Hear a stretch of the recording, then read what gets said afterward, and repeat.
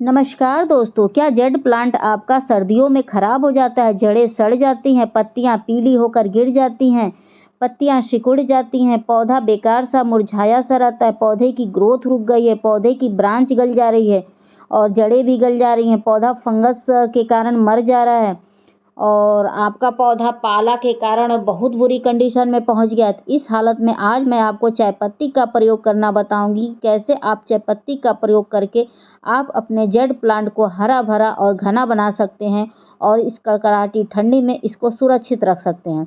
अगर आप चाय पत्ती का प्रयोग कर देते हैं तो देखिएगा दोस्तों कि आपका पौधा कितना हरा भरा रहेगा और कितना तेजी से ग्रोथ करेगा और एक भी पौधा आपका ठंडी में नहीं मरेगा। ठीक है, तो इस चाय पत्ती का प्रयोग करने से पहले इस प्लांट से रिलेटेड आपको कुछ जानकारी दे दे ताकि आप जान लेंगे, उसके बाद चाय पत्ती का प्रयोग करते हैं तो पौधे को सूट करेगा। अन्यथा सिर्फ खाद दे देने से पौधा ग्रोथ नहीं करता है और आप मरते हुए पौधे को बचा भी नहीं सकते हैं। कुछ ज़रूरी कार्य भी होते हैं, जैसे कि जो जेड प्लांट होता है दोस्तों, बता दें कि इसको ठंडी का मौसम नहीं पसंद होता है। इसे ऐसी जगह शिफ्ट करिए जहाँ सुबह की रोशनी आए, लेकिन जो शीत वाला होता है, शीतलहर, वो ना इस पौधे पर पड़े। अगर शीत वगैरह पड़ता है तो ये पौधा खराब हो जाएगा, इस बात को ध्यान रखिएगा।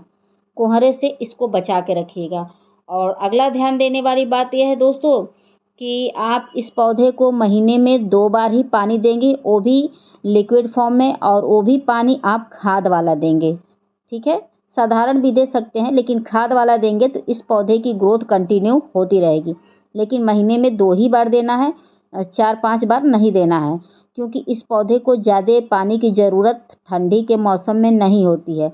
अगर आप ऐसा नहीं करते हैं, कंटिन्यू ठंडियों में पानी डालते हैं, तो इस पौधे को पाला भी लग जाएगा, यह पौधा बहुत जल्दी ख़राब हो जाएगा, पत्तियों को झाड़ देगा, ग्रोथ को रोक देगा। इस बात को ध्यान रखिएगा। तो आप लोग खुद ही देखिए कि मेरे सभी पौधे कितने स्वस्थ हैं और हरे भरे हैं। तो मैं मात्र महीने में 2 ही बार देती हूँ और वो भी खाद वाला पानी देती हूँ। ठीक है, अगर पत्तियां पीली हो रही हैं, झड़ रही हैं, तो थोड़ा-सा उसको ऐसी जगह शिफ्ट कर दीजिएगा जहाँ थोड़ा-सा अच्छी खासी धूप मिले, क्योंकि ठंडी का धूप इन्हें सूट करेगा, नुकसान नहीं करेगा। उसके बाद आप कहीं भी शिफ्ट कर दीजिएगा दोस्तों। ठीक है, अगला कार्य करना है कि ठंडी के मौसम में इस पौधे की मिट्टी की खुदाई नहीं करिएगा। मिट्टी की खुदाई करने से थोड़ा-सा पौधे को पाला लगने का ज़्यादा चांसेस बढ़ जाते हैं, तो आप मिट्टी की खुदाई ना करिएगा। जब आपके यहाँ कंटिन्यू धूप हो तो करिएगा, अन्यथा ना करिएगा। ठीक है, इस बात को ध्यान रखिएगा। हमारे यहाँ तो दोस्तों बता दें कि 1 हफ्ते से धूप हुई ही नहीं है, बिल्कुल, बिल्कुल नहीं हुई है। आपके यहाँ हो रही हो तो कर सकते हैं। उसके बाद इस समय आप पौधे की कटाई छटाई नहीं करेंगे। अगर आप नर्सरी से पौधा खरीद के ले आए हैं तो उसकी रिपोर्टिंग भी ना करिएगा, क्योंकि यह स्लो गति हो जाती है इसकी ग्रोथ की। और इस समय अगर आप नर्सरी से पौधा ले आते हैं और उसकी मिट्टी पूरी हटा के दूसरी मिट्टी में लगाएंगे तो कतई पौधा ग्रोथ नहीं करेगा। अगर ले भी आते हैं तो उसको उसी कैरी बैग में छोड़ दीजिएगा। जब फरवरी स्टार्ट होगा तब उसकी रिपोर्टिंग करिएगा, और वो भी भुरभुरी मिट्टी में करिएगा, क्ले वाली मिट्टी हटा दीजिएगा। ठीक है, इस बात को ध्यान रखिएगा। और अगर आप मान लीजिए आप कैरी बैग में ले आते हैं, फिर भी आपको लग रहा है कि आपको पौधा लगाना है, तो आप लगा दीजिएगा, लेकिन पानी हिसाब से दीजिएगा। ठीक है, इस बात को ध्यान रखिएगा। और मिट्टी हमेशा भुरभुरी ही तैयार करिएगा और महीने में 2 बार खाद ज़रूर दीजिएगा, ताकि थोड़ी बहुत भी अगर ग्रोथ होती है तो आपके पौधे जीने के चांसेस बढ़ जाएंगे। ठीक है, इस बात को ध्यान रखिएगा।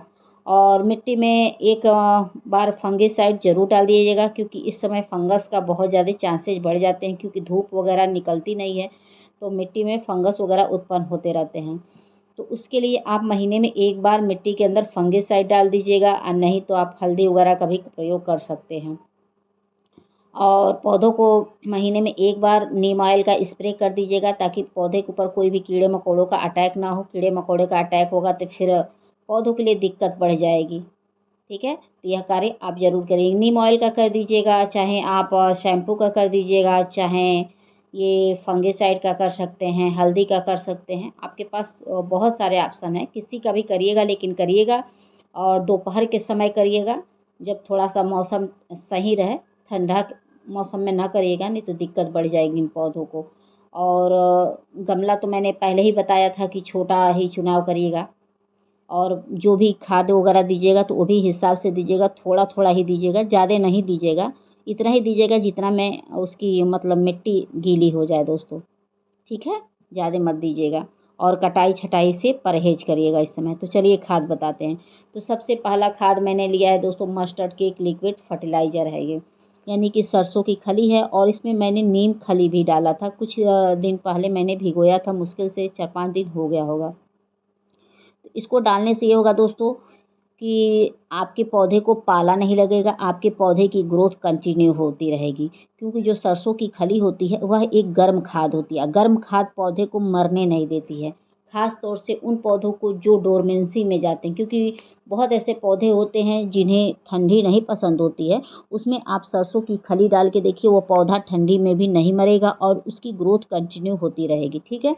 तो सरसों की खली डाल देते हैं तो किसी भी पौधे की आपको मतलब किसी भी पौधे को पाला नहीं लगेगा, कोई चांसेज नहीं होते हैं, ठीक है। तो इसको प्रयोग करने का यही तरीका होता है कि जितना पतला लिक्विड डालेंगे उतना ही फ़ायदा करेगा। और इसमें मैंने ये नीम खली लिया, तो आपको ब्राउन ब्राउन दिख रहा होगा, वो नीम खली है दोस्तों।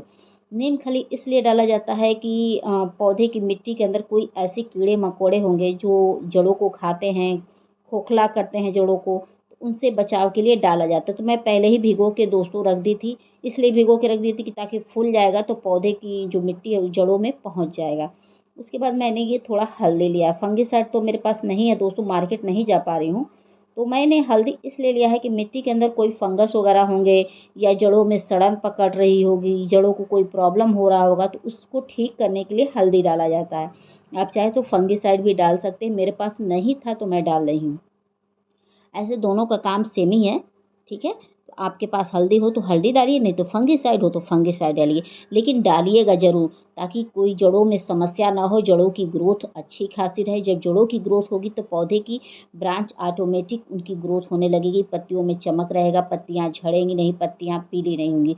तो मेन रोल जड़ों का ही होता है, तो जड़ों को स्वस्थ करने के लिए हल्दी का प्रयोग करना चाहिए। उसके बाद मैं ये चाय पत्ती ली हूँ दोस्तों। चाय पत्ती डालने से ये होता है कि पौधों को मल्टीविटामिन्स भी मिलता है, प्लस पौधे की पत्तियों में चमक रहता है, पौधे में ग्रोथ रहता है, पौधे की पत्तियाँ डार्क रहती हैं, शाइनिंग नुमा रहती हैं। चमक और शाइनिंग एक ही होता है। तो मतलब ऑल अबाउट जो भी समस्या है वो ठीक हो जाती है। तो मैं आधा ही चम्मच के करीब डाल रही हूँ, क्योंकि मैं महीने में 2 बार खाद डालती हूँ, ठीक है। तो मैं आधे चम्मच के करीब ही डाल रही हूँ और इसको अच्छे से मिला लूँगी दोस्तों। आप चाहें तो एक दिन पहले आप सब एक इकट्ठे डाल के भिगो के रख दीजिएगा, जब अच्छे से फूल जाएगा तो डाल दीजिएगा। मैं आप लोग को दिखाना था इसलिए मैं अलग से चाय पत्ती मिला के दिखा रही हूँ, तो मैं एक दिन पहले भी भिगो सकती थी। और इसको अच्छे से मिला लीजिएगा ताकि अच्छे से मिल जाएगा, उसके बाद आप पौधों में डालेंगे तो सूट करेगा। उसके बाद मैंने प्याज के छिलके, संतरे के छिलके, आलू के छिलके, नींबू के छिलके लिए हैं। प्याज और जो होता है आलू होता है उसमें भरपूर मात्रा में पोटेशियम होता है। जो पोटेशियम होता है वह एक तो पौधे में फ्रूटिंग का काम करता है, फ्लावरिंग का काम करता है, पौधे की पत्तियों में चमक लाता है, मरते हुए पौधे को जीवित करता है, मतलब बहुत सारी समस्याओं के लिए अच्छा होता है।